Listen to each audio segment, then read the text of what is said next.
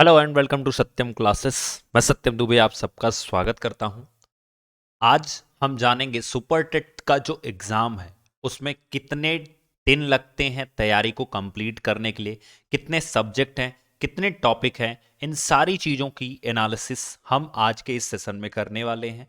तो अगर आप एक सीरियस कैंडिडेट हैं माय डियर फ्रेंड्स, तो याद रखिए हम आपके साथ हैं। अगर आप एक सीरियस कैंडिडेट हैं तो आपको इस वीडियो को एंड तक देखना चाहिए, जिससे आपको सारी चीजें एकदम क्लियर हो जाएं कि कहां से क्या क्या चीजें पूछी जाएंगी। ठीक है, द वेरी फर्स्ट थिंग मैं आपको जो बताना चाहता हूं वो ये है कि ये हमारा पहला पार्ट है। सिलेबस इतना बड़ा है माय डियर फ्रेंड्स कि पूरा समझाने में कम से कम बहुत ज्यादा मिनट की वीडियो बन जाएगी, यानी कि 1 घंटे से ज्यादा हो जाएगी।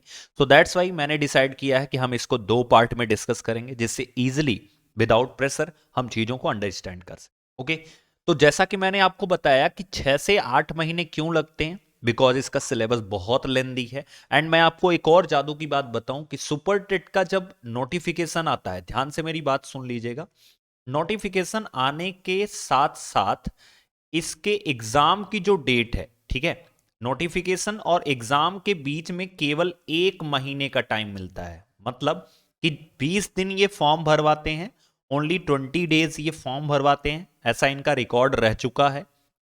और जैसे मान लो एग्जाम्पल देता हूं कि 3 दिसंबर को अगर नोटिफिकेशन आया तो इनका एग्जाम हो जाता है लगभग 1 जनवरी के आसपास। ठीक है, 1 से 4 जनवरी के आसपास इनका एग्जाम हो जाता है माय डियर फ्रेंड्स। मतलब विद इन 1 मंथ इनकी सारी प्रोसेस कंप्लीट हो जाती है और ये एग्जाम करवा लेते हैं। तो आपके पास नोटिफिकेशन के बाद टाइम बिल्कुल नहीं बचना है। ठीक है, तो वेरी फर्स्ट थिंग जो आपको अपने माइंड में एकदम क्लियर कर लेनी है कि नोटिफिकेशन के बाद आपके पास कोई टाइम नहीं बचना है। आपको उस टाइम पे मॉक टेस्ट लगाने हैं, जो मॉक टेस्ट होते हैं उसको अटेम्प्ट करना है।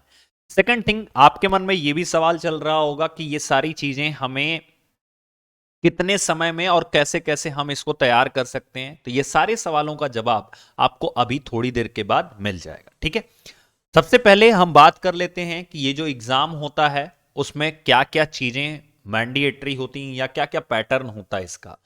देखिए, जो एग्जाम होता है इसका टाइम होता है टोटल 3 आवर्स का। ठीक है, ये आपका सिलेबस दिया हुआ है, 3 आवर्स का इसका टाइम होता है, 3 घंटे का इसका टाइम होता है।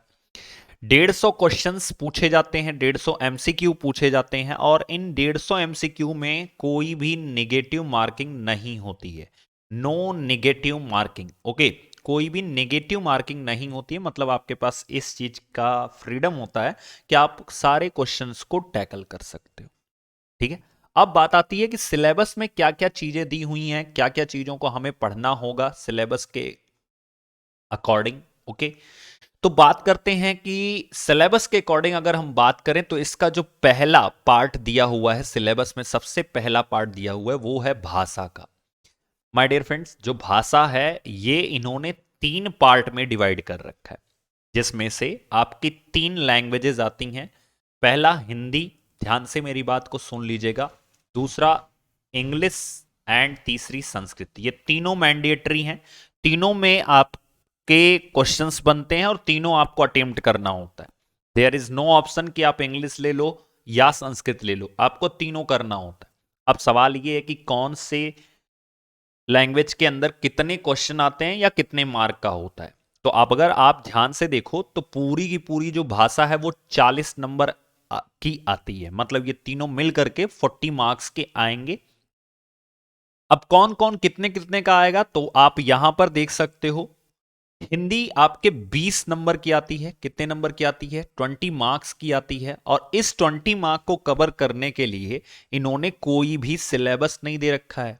ये नहीं बता रखा है कि संज्ञा पूछेंगे, सर्वनाम पूछेंगे, क्रिया पूछेंगे, विशेषण पूछेंगे, ऐसा कुछ नहीं कह रखा है। ठीक है, तो आपको बस इतना लिखा गया है यहां पर कि व्याकरण पूछेंगे और अपठित गद्यांश और पद्यांश पूछेंगे। देखो यहां पर सिर्फ इतनी सी चीजें नहीं आपको ध्यान रखनी है कि यहां पर कोई भी लिटरेचर की चीजें नहीं पूछी जाएंगी। ठीक है, लिटरेचर की चीजें नहीं पूछी जाएंगी, जिसमें से लिटरेचर इन द सेंस क्या, लिटरेचर इन द सेंस आपका हो जाता है कि जो आप याद करते हो रचनाएं।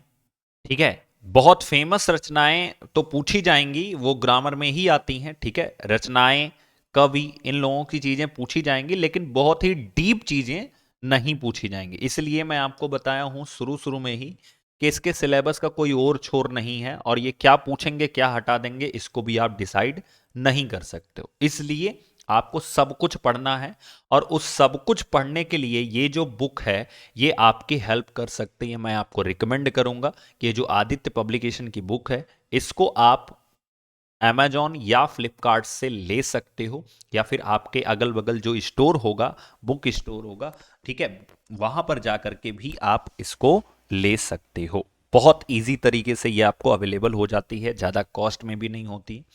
तो आपकी पूरी 20 मार्क की जो हिंदी है वो आपको इस बुक से तैयार करनी है, ठीक है। अब दूसरी चीज, हम आपको पूरी की पूरी हिंदी की तैयारी अपने ही यूट्यूब चैनल पर शुरू कराएंगे, बहुत जल्द शुरू कराएंगे।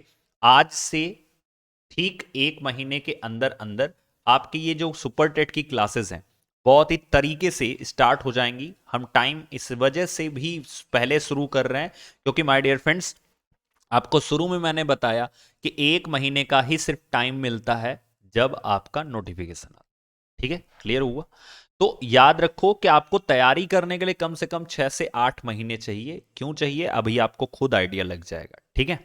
चलिए, अगर मैं इंग्लिश की बात करूं तो इंग्लिश 10 नंबर की आती है, जिसमें से 2-3 मार्क का तो एंटोनिम और सिनोनिम आ जाएगा, ठीक है, या फिर इडियम्स एंड फ्रेज आ जाएगा। तो बेसिकली आपको 7 नंबर की इंग्लिश जो है वो ग्रामर की तैयार करनी है, ठीक है। अब इसके लिए मैं आपको 2 बुक रिकमेंड करूंगा। एक तो इंग्लिश ये जो पैरामाउंट की बुक है ये आप ले सकते हो, दूसरा रेन एंड मार्टिन की ये जो बुक है इसको आप ले सकते हो। मैं अगर बात करूं कि ये जो बुक है ये इंग्लिश में ही अवेलेबल है, ठीक है, बहुत कम इसमें हिंदी लिखा गया है, लेकिन ये जो बुक है ये दोनों भाषाओं में अवेलेबल है, ठीक है, दोनों लैंग्वेज में अवेलेबल है, हिंदी और इंग्लिश दोनों में अवेलेबल है, ठीक है। तो आप इसको ले सकते हो। दूसरी चीज, अगर आप यूपी से बिलोंग करते हो तो यूपी में जो 12th की बुक आती है और 12th की जो ग्रामर की बुक आती है, ठीक है, उसको आप प्रिफर कर सकते हो, ठीक है। बहुत अच्छी बुक होती है, वहां से सारे question as it is last time exams के अंदर पूछे गए थे। जब मैं एक एक पर्टिकुलर सब्जेक्ट का डिटेल बनाऊंगा कि हिंदी में क्या क्या क्वेश्चन पूछे गए थे और कहां से पूछे गए थे, तो मैं आपको दिखाते चलूंगा कि किस किस टॉपिक से ये मोस्टली क्वेश्चंस उठाते हैं, इंग्लिश में कहां कहां से उठाते हैं, और इसी तरह से संस्कृत में कहां कहां से उठाते हैं, ठीक है। तो पढ़ना आपको तीनों है, आपको कुछ ऐसा ऑप्शन नहीं है कि आप इंग्लिश पढ़ लो संस्कृत छोड़ दो, या संस्कृत पढ़ लो इंग्लिश छोड़ दो, पढ़ना सब है आपको, ठीक है। और मैटर करता है एग्जाम टाइम में, एक एक मार्क बहुत ज्यादा मैटर करता है, ठीक है। अगर मैं बात करूं इसकी कट ऑफ की, तो कट ऑफ 60 और 65 लास्ट टाइम रखी गई थी। मींस जनरल के लिए 150 में से 97 नंबर लाना था, और SC ST या OBC के लिए 150 में से 90 नंबर लाना मैंडेटरी था। इसके ऊपर जितने भी लोग थे उनकी कट ऑफ का सिस्टम इसमें अलग बनता है, ध्यान से सुनिएगा। इस एग्जाम के अंदर कट ऑफ का सिस्टम अलग होता है, तो वो कट ऑफ का सिस्टम जो है अगर आपको जानना है तो आप हमें कमेंट बॉक्स में बता दीजिएगा। मैं आपको बता दूंगा किस तरह से यहां पर मेरिट बनती है, किस तरह से सिलेक्शन होता है। ये थोड़ा अलग प्रोसेस है, ठीक है, सीधा सीधा नहीं है कि सिर्फ आपका इसी एग्जाम के बेस पर होगा, नहीं।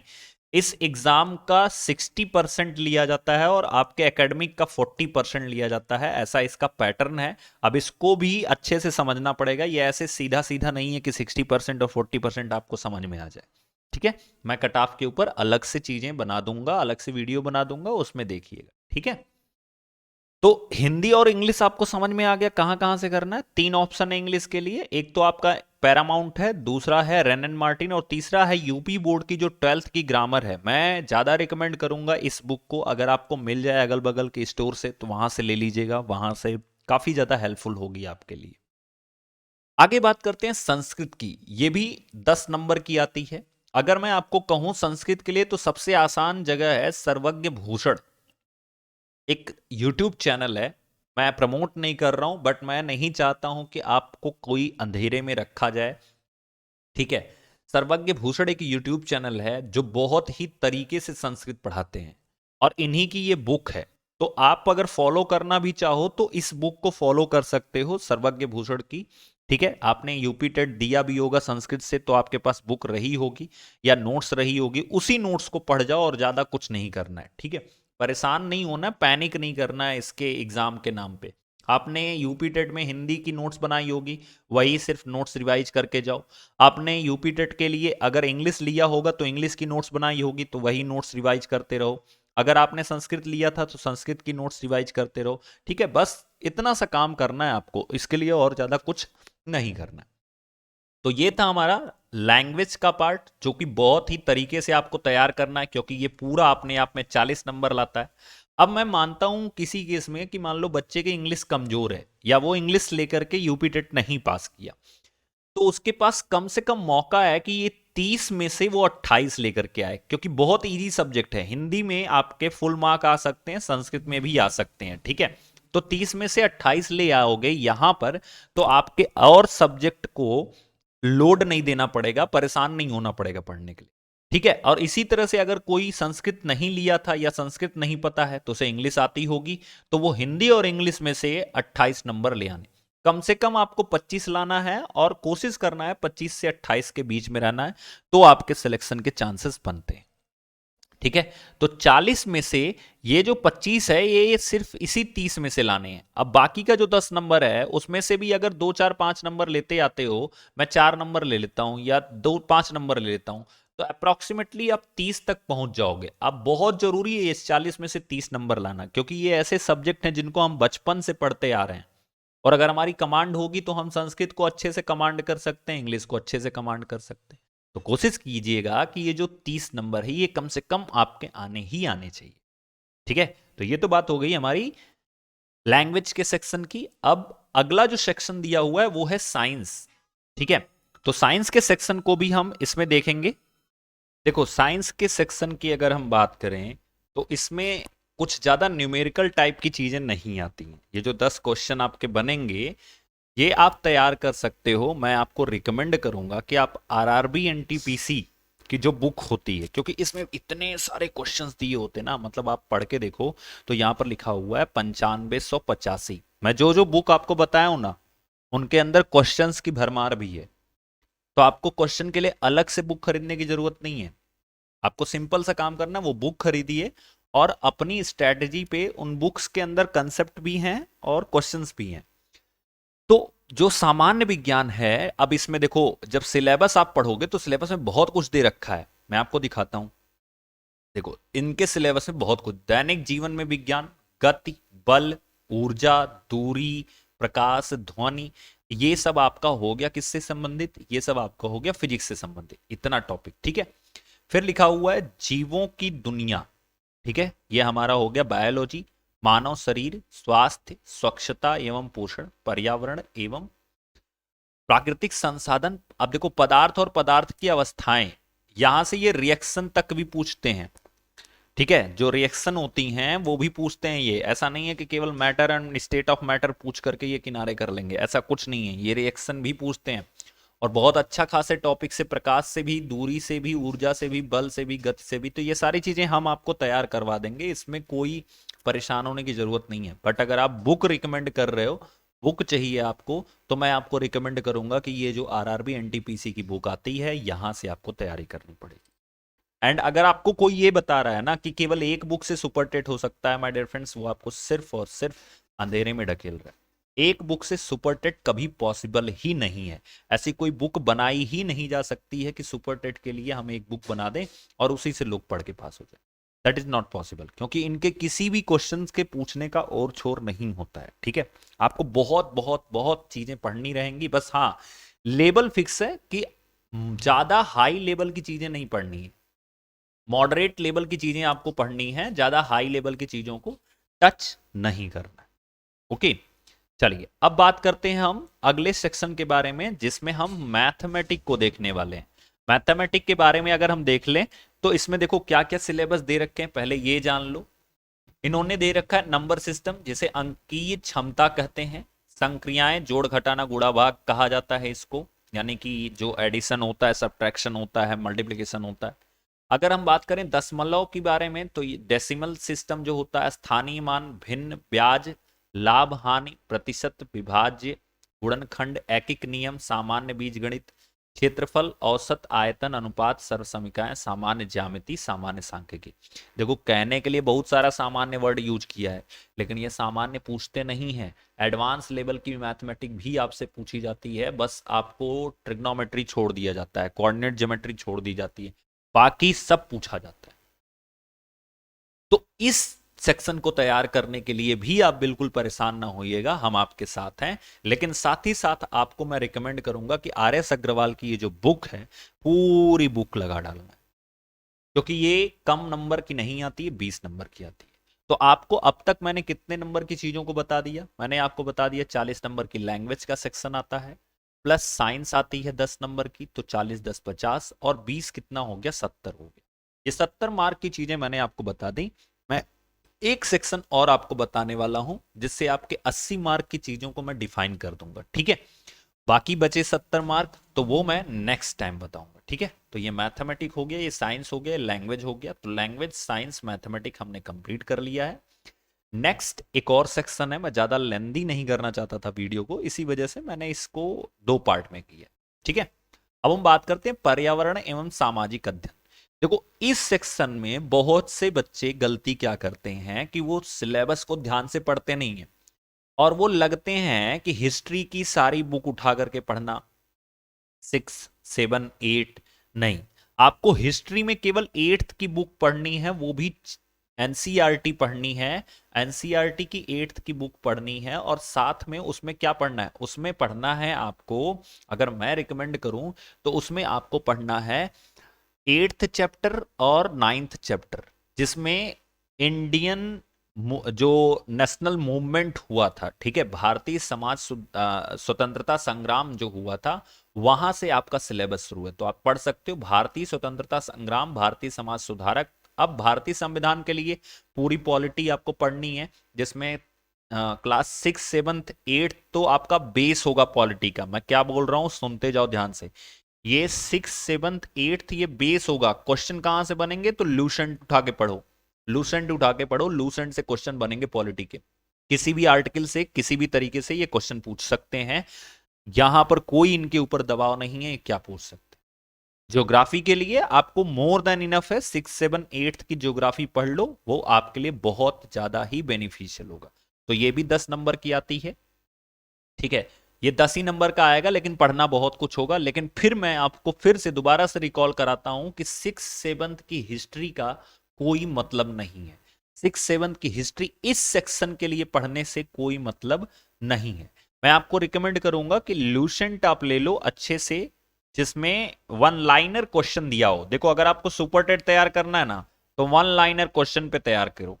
वन लाइनर क्वेश्चन जितने ज्यादा आप तैयार कर सकते हो उतने तैयार करो, ट्रिक्स तैयार करो, अदर चीजें तैयार करो, ठीक है? तो ये सारी चीजें जब तक तैयार नहीं करोगे तब तक ये चीजें आसान नहीं है। इसलिए मैंने शुरू शुरू में बोला था कि बेटा ये 6 से 8 महीने की तैयारी है, एक दिन की तैयारी नहीं है, ठीक है? कभी कभी क्या होगा कि आप पढ़ते जाओगे, पीछे भूलते जाओगे, तो ऐसे केस के लिए भी हमें अपने आप को तैयार करना, जो हम पढ़ रहे हैं उनका रिवीजन करना बहुत जरूरी होता है। क्योंकि एग्जाम टाइम में कोई एक शब्द आप भूल गए तो आपका 1 नंबर जाने का चांसेस। रिवीजन खूब करना पड़ेगा आपको तैयार करने के लिए। So this is not an easy task, ठीक है? अब हम क्या कर सकते हैं आपके लिए, वो भी मैं बता देता हूं। हम आपको सारे सब्जेक्ट्स की पीडीएफ प्रोवाइड कराएंगे, आपको कोई प्रॉब्लम नहीं है, वो भी हैंड रिटन नोट्स की पीडीएफ प्रोवाइड कराएंगे, ठीक है? Don't worry for that, hand written notes की पीडीएफ आपको प्रोवाइड कराएंगे, ठीक है? साथ ही में ध्यान से सुनिएगा, सारी क्लासेस के एमसीक्यूज हम यूट्यूब पर फ्री ऑफ कॉस्ट प्रोवाइड कराएंगे, ठीक है? पीडीएफ भी आपको free of cost Telegram group में मिलेगी, जा करके अभी ज्वाइन कर लो, डिस्क्रिप्शन बॉक्स में लिंक दी हुई, ठीक है? फिर जो कोर्स है वो हम आपको सत्यम क्लासेस की ऐप पर प्रोवाइड कराएंगे, ठीक है? सत्यम क्लासेस की ऐप पर प्रोवाइड कराएंगे, एंड वंडरफुल कोर्स, एक भी सब्जेक्ट आपका छूटेगा नहीं, इतना जबरदस्त कोर्स हो बनाया जाएगा। और एक बार मैं आपसे वादा करता हूं, अगर वो कोर्स आपने पढ़ लिया और उसको अच्छे से 3 बार सिर्फ रिवाइज कर लिया, आपको एग्जाम निकालने से कोई रोक नहीं सकता। 3 बार रिवाइज करना है। उस कोर्स के अंदर क्या क्या होगा? आपका फुल वीडियो कोर्स होगा, याद रखिएगा, फुल वीडियो कोर्स होगा, ठीक है? और साथ ही साथ आपको मॉक टेस्ट उसमें मिलेंगे। मॉक टेस्ट मिलेंगे कम से कम, उसमें 15 मॉक टेस्ट मिलेंगे आपको, 15 मॉक टेस्ट मिलेगा, ठीक है। एंड साथ ही साथ जो स्ट्रैटेजी होगी, ये जो पीडीएफ जो हम यहां पर दे रहे हैं, ये कुछ ही पीडीएफ टेलीग्राम्स में प्रोवाइड कराए जाएंगे, और जो इंपॉर्टेंट पीडीएफ होंगे वो आपको इस कोर्स के अंदर प्रोवाइड कराए जाएंगे, ठीक है। जो इंपॉर्टेंट पीडीएफ होंगे वो आपको कोर्स के अंदर प्रोवाइड कराए जाएंगे। तो सारी चीजें हम आपको बहुत ही तरीके से करा रहे हैं। पिछले 1 महीने से हम इस पे वर्क कर रहे हैं, क्योंकि हमें पता है जैसे ही एग्जाम आएगा ना, जैसे ही चुनाव आएगा, पक्का वैकेंसी आएगी, और उस टाइम पे सिर्फ बच्चे भटकते रहते हैं। तो अगर आपने यहां तक वीडियो को देखा है तो मैं जानता हूं आप सब लोग एक सीरियस कैंडिडेट हो, बहुत अच्छे से आप अपने जॉब को लेकर के सीरियस हो। तो भाई आप सब लोगों से एक उम्मीद है, एक आशा है कि आप सबका सिलेक्शन होगा, एंड मैं आपके साथ खड़ा हूं हमेशा, ठीक है। So are you ready to clear super TET and with more energy and more enthusiasm? रोज पढ़ना होगा बेटा, रोज चीजों को करना होगा, तब जाकर के कंटिन्यूटी जब तक आप नहीं बनाओगे तब तक सिलेक्शन नहीं होगा। सिलेक्शन तब होगा जब आप कंटिन्यू रहोगे, फोकस्ड रहोगे। सुबह उठते टाइम पे, रात को सोते टाइम पे आपके चारों तरफ दीवारों पर सिर्फ और सिर्फ पेजेस पर लिखे हुए जो नोट्स हैं वो दिखने चाहिए, तब आपका सिलेक्शन होता है। ओके, तो ये थे वो 6 पार्ट जिनको हमने डिस्कस किया पार्ट फर्स्ट में। बाकी के जो कुछ बचे हुए पार्ट हैं, जैसे कि शिक्षण कौशल, बाल मनोविज्ञान, सामान्य ज्ञान और समसामयिकी अकेले 30 नंबर की आती है। इसको कहाँ से करना है, कैसे करना है, किस तरह से करना है, सब मैं आपको बताऊंगा। तो 30 नंबर ये अकेले, और 40 नंबर ये अकेले, और 20 नंबर मैथमेटिक। 90 नंबर आपका यहीं से कवर हो जाता है अगर आपने ये 3-4 चीजें तैयार कर ली। बाकी सब तो 10-10, 5-5 नंबर की चीजें हैं, बट वो भी बहुत बड़ा रोल निभाती हैं, ठीक है। तो 30 नंबर कैसे तैयार करना है, ये बहुत बड़ा सेक्शन होगा, जिसको हम अपने पार्ट 2 में डिस्कस करने वाले हैं अच्छे से, कि कैसे हम इसको तैयार करेंगे, ठीक है। Thank you and all the best.